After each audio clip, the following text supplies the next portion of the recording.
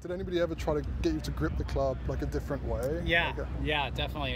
When I first started taking lessons, that was the first thing everybody wanted to change. The first couple people that I saw, and I hated it. I didn't want to change it because I hit it high and right and short, and I wanted to hit draws as a kid. I wanted to hit it as far as I could because I didn't hit it very far. I wasn't very big.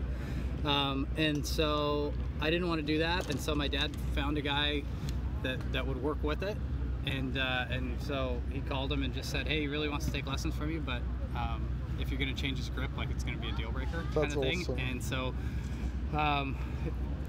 started with him when I was 13 all the way through, worked with him all the way through my first couple of years out here. So that's awesome. Yeah, so that's kind of where it came from, and then everything since then, I've had enough success that there's no reason for me to ever mess with it. Yeah, I mean, like, you're one of the best drivers in modern history. I've been one of the best drivers for a while, so there's not a lot of reason to mess with that part of it. Absolutely. And is it something that like got stronger and stronger over time, or was it just kind of like you grabbed it? I think it was just always that way. I don't remember. I mean, I could probably pull up some old pictures of setup or something maybe, but I don't have much of that stuff, you know, without cell phones around and things like that. But I think it's always just kind of been about the same. Yeah. And did you play other sports growing up? Yeah, I played baseball and soccer, and I didn't start playing golf till really a lot until I was 13 years old. Oh, so, do you think that has something to do with it? Maybe like the way you grip a bat versus the way you grip a club? Yeah, I think so. I think that could be it, because it was just always more comfortable that way. And when I was a kid,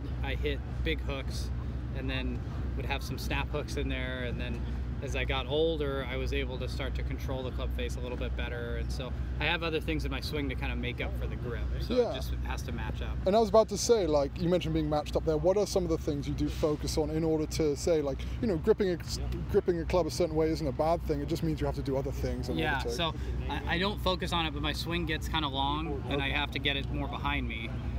And then on the way down, I have to make sure that I really rotate hard. If I stop rotating, then the club's going to flip over. So I have to rotate really hard in order to keep the club face square as long as I can.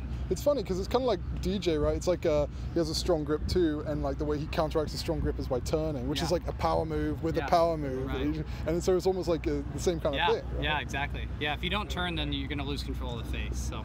And so, like, do you have any advice to people out there who, like, you know, maybe they go to a coach and they try to coach them into a more neutral grip and it just never really feels comfortable to them? Yeah. I mean, like, what would you say to those guys? Well, I think there's a lot of ways you can do it, obviously. Like, it would be great to have a neutral grip, I think. I think there's a lot more things you can do with that, but if it doesn't work for you and it's not comfortable, it's not a deal breaker. I mean, like, John Rahm has a really weak grip.